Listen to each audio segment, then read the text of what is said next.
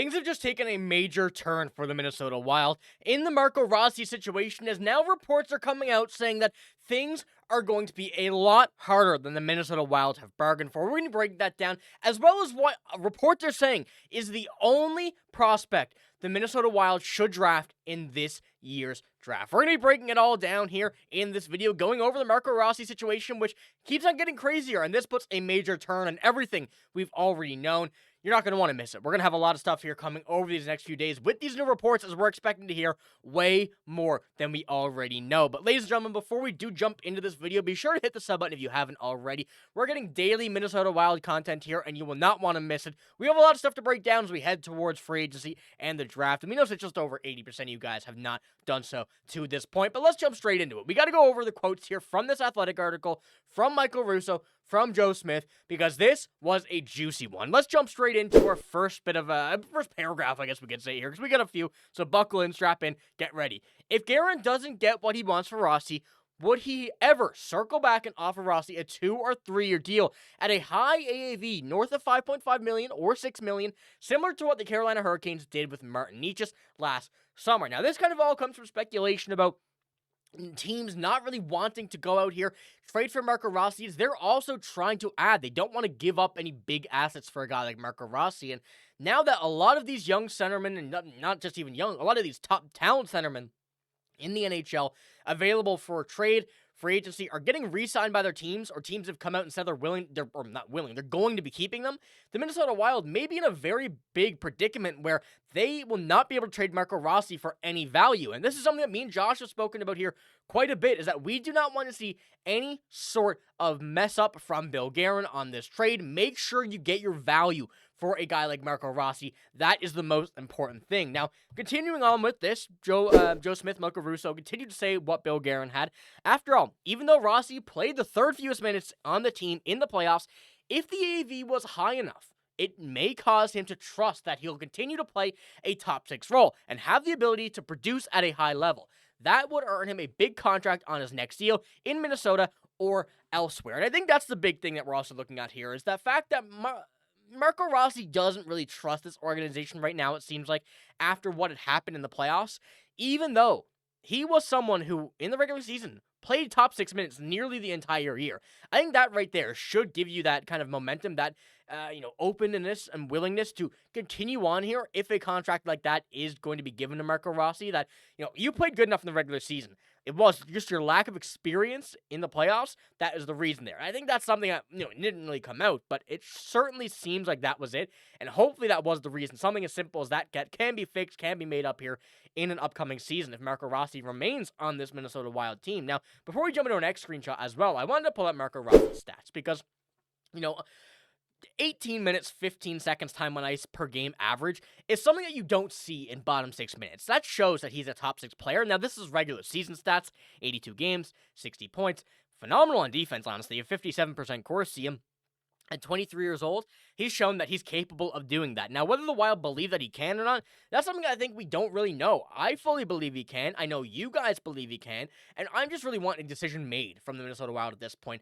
Yes, you're keeping him. No, you're not. I need something similar or simple like that to be able to kind of justify what we're hearing from all of these. But we do have one more quote here as well that we're going to jump into very quickly before I want to show the projections from AFP on a contract for Marco Rossi. So what we were first off looking at from the previous video is that 7 by 7.3, 7.4 nearly. That is something that we have been kind of thinking that Marco Rossi would be getting elsewhere, wherever it is, just not from the Minnesota Wild. But it now seems like a 2-3 year deal may be the move here for Marco Rossi if this situation kind of compares itself to Martin Necas, who got that small deal, then got traded in the Mikko Rantanen deal, going to Colorado. Not really happy there, and there's some reports about a trade going there we still really don't know about, but a 2 by 4.5, 5.5, maybe even 6, definitely does seem like something that now is in the cards for Marco Rossi and the Minnesota Wild. But heading into this final tidbit here from the Athletic article, Joe Smith and Marco Rossi, so this is the teams that are listed here that have the options to kind of really trade and kind of vocalize in some way or another that it would like Marco Rossi. The Canucks have interest in Rossi. So was Elias Pettersson. Makes sense, even at $10 million perhaps, but LeBron reported that Canucks are leaning towards not trading him before his no-move clause kicks in July 1st. New Islanders GM Matthew Darch hoping to bring the team back to the playoffs, told centers Bo Horvat and Matthew Barzal that they're not going anywhere. Jared McCann, as intriguing an option as he'd be, it's not likely to get moved by the Seattle Kraken if they, like others, want to add and not subtract. So I feel like that's kind of the bottom line here. This is the main story from these teams that are also trying to get Marco Rossi but don't want to lose any players. And it could be something that, a trade comes in a few years, but now reports are really showing and kind of putting out there that this may be a big option for the Minnesota Wild to keep Marco Rossi. So let me know what you think in the comments below about there, because, looking at these free agent centers, there's not a lot here that I would fully be willing and comfortable with being a top 6 center. There's a few names, but likely to be kept. Sam Bennett reportedly all but signed an 8x8 contract with the Panthers and an extension. There's so many here that we really don't know about, and we may never know. So let me know what you think about keeping a guy like Marco Rossi. I feel like this is kind of adding fuel to the flames here with this whole situation and how it's gone. But this is something that we can only sit and watch. But the draft is something that we also really have to sit and watch coming in a few weeks.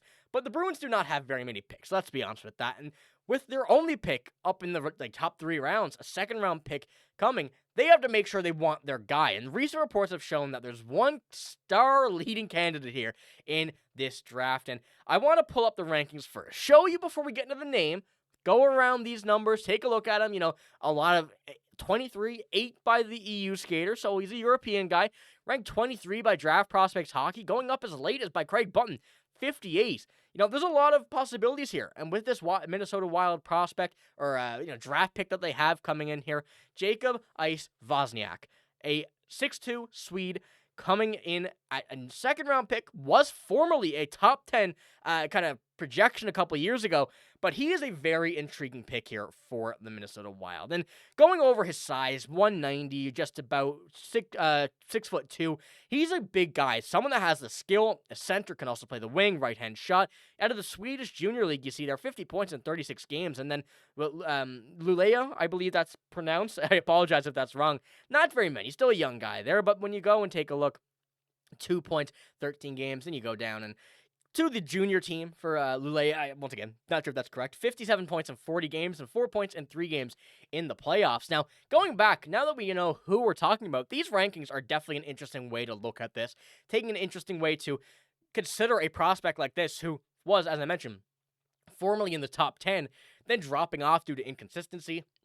Coming into a list where you don't really have any guarantee where he's going, and that feels like the storyline of this draft. But looking at the way he's played, his build, his play style, it really does fit the Minnesota Wild very good. And we know that we like our European skaters, mainly Swedes, Finns.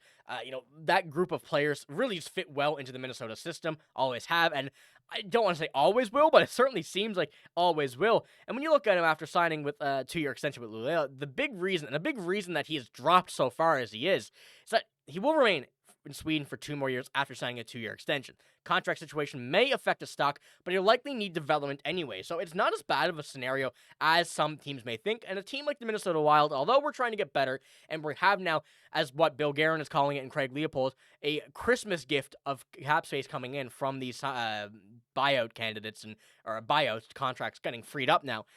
This could be an interesting option that, is the guy you reach on, maybe, or maybe not, or drops to you. I guess we don't really know at this point, but someone where we're looking at his style and looking at where he can come in the draft, this is an option I think that will be eerily similar to the Easton Cowan draft pick from the Toronto Maple Leafs a few years ago, where they didn't have any second or third round, so they went and got the guy they wanted, and right now, although he's not on the Toronto Maple Leafs team, it still looks like it makes a lot of sense that he will be in this lineup next year at some point.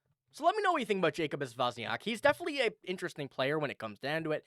That wasn't the top 10, was now, of course, going into a possible 58, 50 area from what Craig Button is saying. But, there's a lot of options, I think. And, of course, if someone drops to the Minnesota Wild, they have not been afraid to go and take him. We saw that with Daniil Yurov, Jesper Wallstedt. Things have worked out for them in the past like this. So let's hope it does again. And, of course, you have to get your guy in the second round. It's not very often you see someone who was formerly in the top 10 drop down to the second round. So this could be a very sneaky draft pick from the Minnesota Wild here. But let me know what you think about all of this news that we have here today, especially the Marco Rossi situation. Things are getting interesting, ladies and gentlemen, and you will not want to miss it. We're going to have videos daily coming out here going over all of this stuff, so you will not want to miss it. But that's all I got in this video. If you did enjoy, give it a like, hit the sub button as well. I am signing out, though. You guys are the best. Thank you for watching. Hope you have a great day. See you later.